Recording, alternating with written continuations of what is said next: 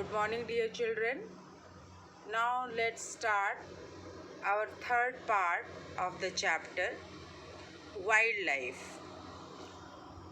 Like its flora, India is also rich in its fauna. It has approximately 90,000 animal species. And dear children,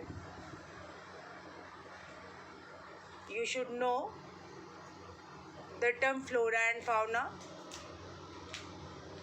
Flora denote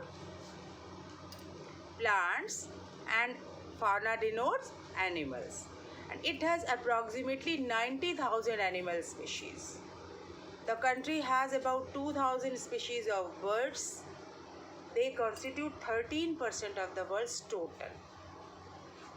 90,000 animal species हैं India में, और इसके अलावा 2,000 species हैं birds की, and 13% पूरे world की जो टोटल स्पीशीज़ हैं बर्ड्स की, उसका 13% इंडिया में है. And there are 2,546 species of fish which account for nearly 12% of the world's stock. अब 2,546 स्पीशीज़ फ़िश की हैं, मछलियों की स्पीशीज़ हैं, जो कि लगभग 12% है पूरे वर्ल्ड के स्टॉक की. पूरे वर्ल्ड में जितनी फ़िश है उसका 12% इंडिया में है. And it also shares between 5 and 8% of the world's amphibians, reptiles and mammals. इसके अलावा 5 से 8% तक पूरे वर्ल्ड के एम्फीबियंस भी यहाँ हैं, रिप्टाइल्स भी हैं और मैमल्स भी हैं. एम्फीबियंस मीन्स क्या होता है? एम्फीबियंस मीन्स जो कि लैंड और वाटर दोनों में ही रहने वाले जो जीव जंतु हैं उनको कहते हैं. रिप्टाइल्स मीन्स जो रेंगने वाले होते हैं, जैसे स्नेक्स हो गए या कि लिजर्ड हैं, और भी सारे जो भी reptiles. Mammals, the elephants are the most majestic animals among the mammals. Majestic means grand, है ना, विशाल. एलिफेंट जो है एक बहुत ही बड़ा मैजेस्टिक एनिमल है मैमल्स में. And they are found in the hot wet forest of Assam, Karnataka and Kerala. One horn rhinoceros are the other animals which live in swampy and marshy lands of Assam and West Bengal. अब ये जो elephants हैं, elephants are found in the hot wet forest of Assam, Karnataka and Kerala. One horn rhinoceros ये दूसरे animals हैं जो कि swampy और मार्शी लैंड में पाए जाते हैं, आसाम में और वेस्ट बंगाल में. Swampy means we can say जो दलदली ज़मीन होती है ना, जहाँ की आप कह सकते हो पानी रहता है ना, कीचड़ वाली ज़मीन होती है, दलदल होता है, उसको हम स्वैम्पी कहते हैं. Forested wetland. And marshy means the land which is always wet, हमेशा जो गीली रहती है. Then swampy and marshy lands are required for this kind of animals like one-horned rhinoceros. And arid areas of the Run of Kutch and the Thar Desert are the habitat for wild ass and camels respectively. Means arid areas, the Run of Kutch, है ना, the arid areas of Run of Kutch, यहाँ पर जो wild ass हैं, है ना, उनके habitat हैं, उनके यहाँ पर शेल्टर है. और इसके अलावा जो थार डिज़र्ट है ना, that is the habitat of camels. Indian bison, nilgai, chousingha, that means 4 horned antelope, gazelle and different species of deer are some other animals found in India. It also has several species of monkeys. Wildlife Protection Act was implemented in 1972 in India. Dear children, you must remember the Wildlife Protection Act was implemented in 1972 in India. India is the only country in the world that has both tigers and lions. India ही एक ऐसा country है पूरे world में जहाँ की दोनों ही tigers और लायंस दोनों ही पाए जाते हैं. The natural habitat of the Indian lion is the Gir forest in Gujarat. Gujarat में जो गिर फॉरेस्ट है वो एक नेचुरल हैबिटेट है इंडियन लायन का, है ना. तो नेचुरली यहाँ पर उसके लिए एक शेल्टर है या मिलता है, प्राकृतिक रूप से उसके लिए एक आश्रय की तरह से है, शेल्टर है ना, इंडियन लायन का Gir forest. Tigers are found in the forest of Madhya Pradesh, the Sundarbans of West Bengal and the Himalayan region. Leopards too are members of the cat family and they are important among animals of prey. तो इस तरह से हम देखते हैं कि जो tigers हैं, है ना, वो मध्य प्रदेश के फॉरेस्ट में पाए जाते हैं, वेस्ट बंगाल के सुंदरबंस में पाए जाते हैं और इसके साथ साथ हिमालयन रीजन में भी. लेपर्ड्स भी कैट फैमिली के एक मेंबर हैं एंड वो जो है एक इम्पॉर्टेंट है उन एनिमल्स में जो शिकार करते हैं, है ना. देन द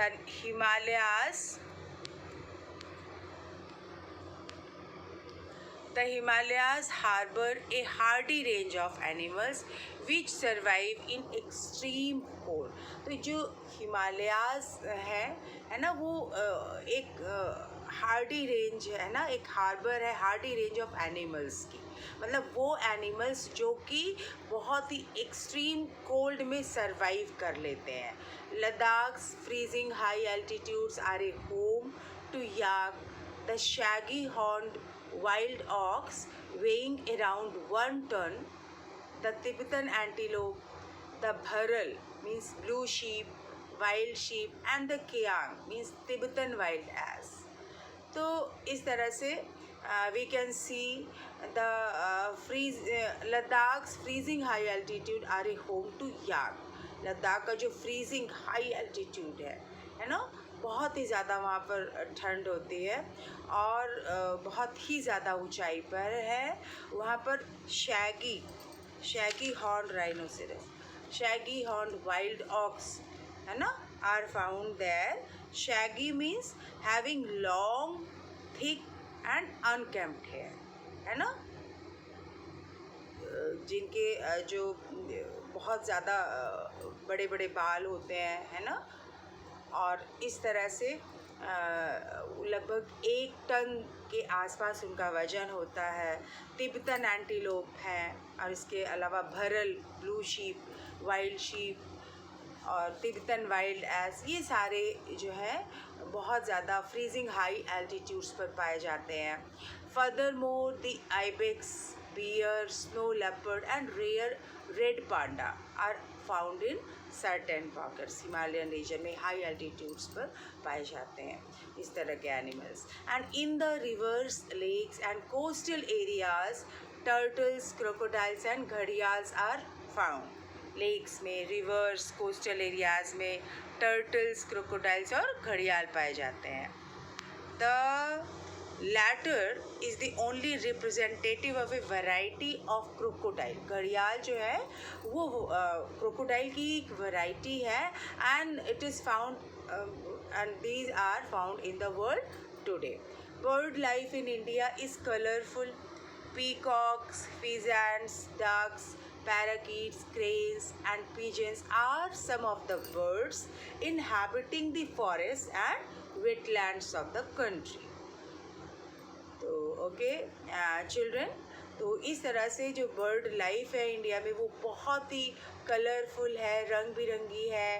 पीकॉक्स हैं, pheasants, ducks, parakeets and there are so many types of birds that are found in the forest and wetlands of the country.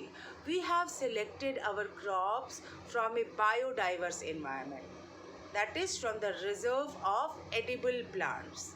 अब हमने जो अपनी क्रॉप्स सेलेक्ट की है ना, वो हमारा जो बायोडाइवर्स इन्वायरमेंट है वहाँ से सेलेक्ट की है, जो एडिबल प्लांट्स हैं उनके रिजर्व में से, है ना। बहुत सारे खाने वाले प्लांट्स हैं, बहुत सारी चीज़ें हैं जो खाई जाती हैं, एडिबल हैं, है ना, लेकिन उनमें से कुछ सेलेक्टेड प्लांट्स, सेलेक्टेड क्रॉप्स हमने सेलेक्ट की हैं, चूज़ की हैं। And we also experimented and selected many medicinal plants. इसके अलावा बहुत सारे जो मेडिसिनल प्लांट्स हैं उन पर भी हमने एक्सपेरिमेंट किया है, उनकी खोज की है। और इसके अलावा जो एनिमल्स हैं, द एनिमल्स भी were selected from large stock provided by nature as milch animal. हमारी नेचर ने जो बहुत सारा, एक बहुत बड़ा स्टॉक प्रोवाइड किया है एनिमल्स का, उनमें से हमने कुछ सेलेक्ट किया है मिल्च एनिमल्स के रूप में, है ना। मतलब कि जो मिल्च एनिमल्स हैं, जो एनिमल्स दूध देते हैं, दुधारू जानवर हैं, and they also provided us draught power, transportation, meat and eggs. सारी चीज़ें हमें प्रोवाइड करते हैं, जानवरों से मिलती हैं। Fish provide nutritive food. Many insects help in pollination of crops and fruit trees and exerting biological control on such insects is harmful. तो इस तरह से हम देखते हैं कि बहुत सारे जो इंसेक्ट्स हैं वो पॉलिनेशन में हेल्पफुल हैं क्रॉप्स की और फ्रूट ट्रीज़ की। तो every species has a role to play in the ecosystem. बहुत सारे स्पीशीज़ हैं जिनका कि इकोसिस्टम में बहुत बड़ी भूमिका है, उनकी बहुत मेजर रोल प्ले करते हैं।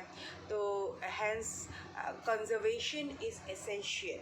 तो इसलिए जो है हमें चाहे ये इंसेक्ट्स हैं या कि ये जो बहुत सारे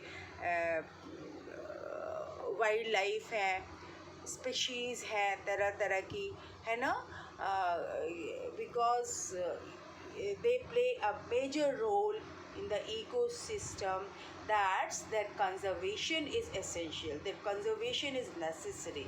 So as has been mentioned earlier, due to excessive exploitation of plant and animal resources by human beings, the ecosystem has been disturbed. अब क्योंकि पहले भी ये प्रीवियसली मेंशन किया जा चुका है, क्यों बहुत ज़्यादा एक्सप्लॉयटेशन की वजह से, बहुत ज़्यादा शोषण की वजह से जो प्लांट और एनिमल रिसोर्सेज हैं, है ना, क्योंकि जो ह्यूमन बीइंग्स हैं उनको एक्सप्लॉइट कर रहे हैं अपने बेनिफिट के लिए, है ना, अपने स्वार्थ के लिए। तो इस वजह से जो इकोसिस्टम है वो पूरी तरह से डिस्टर्ब हो गया है। About 1300 plant species are endangered. लगभग 1300 प्लांट स्पीशीज़ जो है वो इंडेंजर्ड है ना, वो खतरे में है।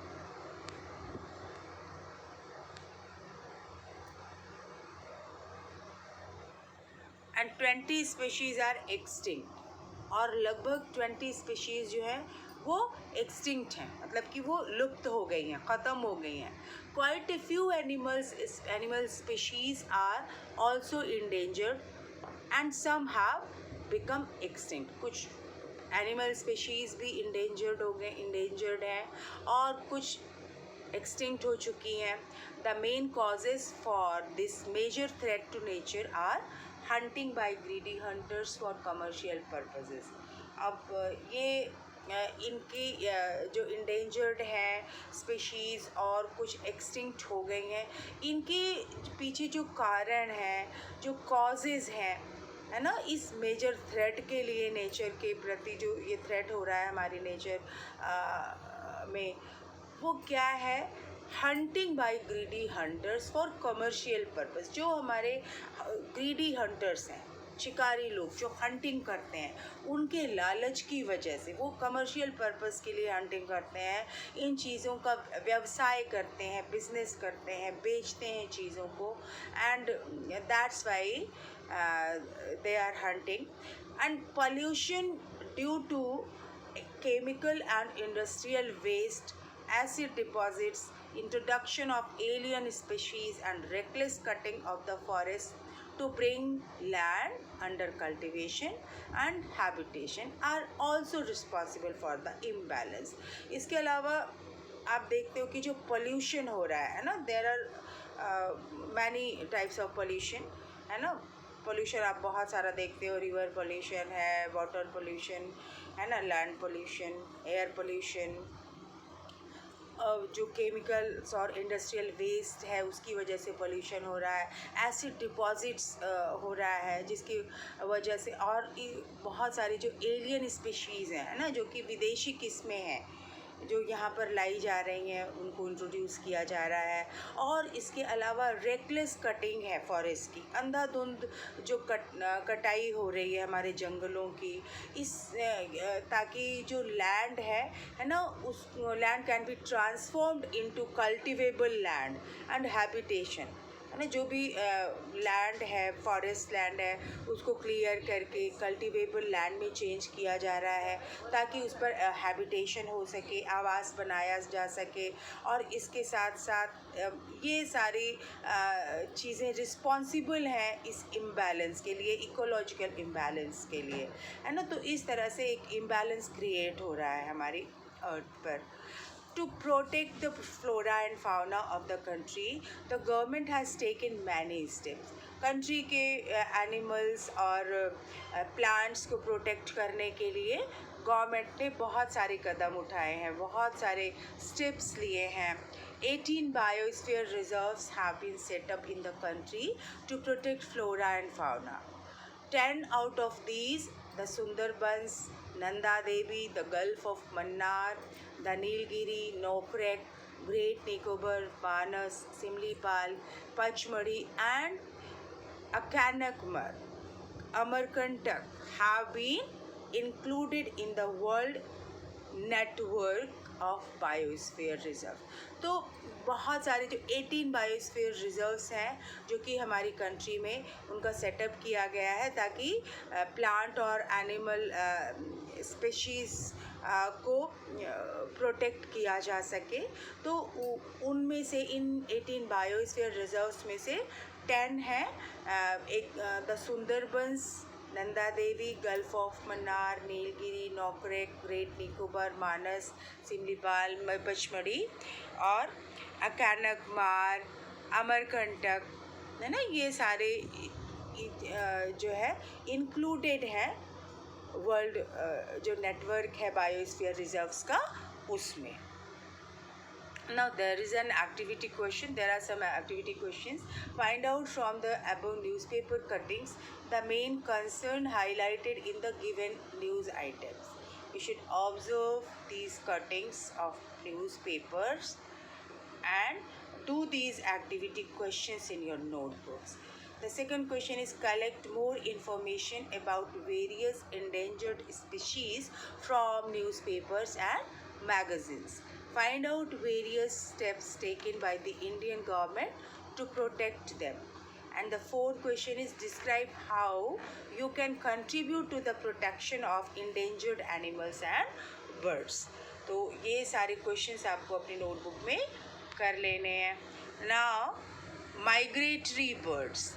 Some of the wetlands of India are popular with migratory birds.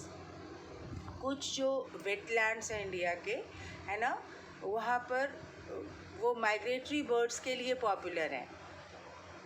During winter birds such as Siberian crane come in large numbers. One such place favourable with birds is the Rann of Kutch. तो हम देखते हैं कि winters में कुछ Siberian crane हैं और वो बहुत बड़ी संख्या में आती हैं इंडिया में. और इसी तरह से कि इन बर्ड्स की एक फेवरेबल प्लेस है रन ऑफ कच्छ जो कि गुजरात में है. At a place where the desert merged with the sea. Flamingo with their brilliant pink plumage come in the thousands to build nest mounds from the salty mud and raise their young ones. तो यहाँ पर ये एक ऐसी place है, ऐसा स्थान है जहाँ की डिज़र्ट मर्ज होता है सी के साथ, है ना, डिज़र्ट। और यहाँ पर फ्लैमिंगो बर्ड्स आती हैं, उनके क्या होते हैं, they with their brilliant pink plumage, तो उनका प्लमेज होता है, उनका जो फेदर्स होते हैं, उनके जो पंख होते हैं ना, वो पिंक कलर के होते हैं। हज़ारों की संख्या में ये पक्षी आते हैं और इस तरह से वो क्या करते हैं, अपने नेस्ट माउंट्स बनाते हैं इसी सॉल्टी मड में और अपने यंग वंस को रेज करते हैं उसमें। तो it is one among many extraordinary sites in the country में बहुत सारी इस तरह से extraordinary sites हैं, उनमें से एक ये भी है। and is it not a rich natural heritage of ours? तो क्या ये हमारा एक rich heritage नहीं है? heritage means, heritage क्या होता है? Heritage is an inheritance or birthright, or you can say something that is handed down from the past. विरासत जिसको हम कहते हैं, तो ये भी एक विरासत है ना, जो कि हमको मिली है पास से। Now 18 bio reserves. 18 bio reserves कौन कौन से हैं? Sundarbans, Gulf of Mannar, Nilgiri, Nanda Devi, Nokrek, Great Nicobar, Manas, Simlipal, Dihang Dibang, Dibru Saikhowa, Agasthyamalai, Kanchenjunga, Pachmarhi, Achanakmar in Amarkantak, है ना। तो all these are 18 bioreserves. Now second part, financial and technical assistance is provided to many botanical gardens by the government since 1992. अब कुछ financial और टेक्निकल असिस्टेंट प्रोवाइड की जाती है, आर्थिक रूप से वित्तीय सहायता दी जाती है, टेक्निकल असिस्टेंस प्रोवाइड किया जाता है बहुत सारे बोटानिकल गार्डन्स को हमारी गवर्नमेंट की तरफ से। 1992 में जो है ये प्रोवाइड किया गया इनको। Kutch, cold desert, Seshachalam, Panna. Third, Project Tiger, Project Rhino, Project Great Indian Bustard and many other eco-developmental projects have been introduced. तो इस तरह से बहुत सारे डेवलपमेंटल प्रोजेक्ट्स भी इंट्रोड्यूस किए गए हैं। 103 national parks, 535 wild life centuries और जूलॉजिकल गार्डन्स भी सेटअप किया गया है। इन गार्डन्स का भी सेटअप किया गया है ताकि जो नेचुरल हेरिटेज है उनकी उचित रूप से देखभाल की जा सके। All of us must realise the importance of the natural ecosystem for our own survival and it is possible if indiscriminate destruction of natural environment is put to an immediate end. तो हम सभी को ये चीज़ realise करनी चाहिए, माननी चाहिए कि क्या इम्पोर्टेंस है हमारे इस नेचुरल इकोसिस्टम की। हमारा ये जो प्राकृतिक पर्यावरण है, इकोसिस्टम है, हमारे अपने सर्वाइवल के लिए, हमारे अपने जीवन के लिए इसकी क्या इम्पोर्टेंस है, इसको रियलाइज़ करना चाहिए। और ये भी संभव है कि अगर इनडिस्क्रिमिनेट डिस्ट्रक्शन होता रहा हमारे नेचुरल इन्वायरमेंट का, है ना, तो उसको हमको बहुत is put to an immediate end, है ना। तो it is possible if indiscriminate destruction of natural environment is put to an immediate end. तो ये पॉसिबल है, मतलब कि जो हमारा नेचुरल इकोसिस्टम है उसकी इम्पॉर्टेंस को हमें समझना है और इसके अलावा जो डिस्ट्रक्शन हो रहा है ना, इनडिस्क्रिमिनेट डिस्ट्रक्शन है नेचुरल एनवायरनमेंट का, इसको हमें एकदम बहुत ही इस पर रोक लगानी होगी और इसको ख़त्म करना होगा, एक इमीडिएट एंड करना होगा इसका, ताकि जो हमारा सर्वाइवल है वो हो सके। ठीक है, now our chapter is finished. Okay, thank you dear children.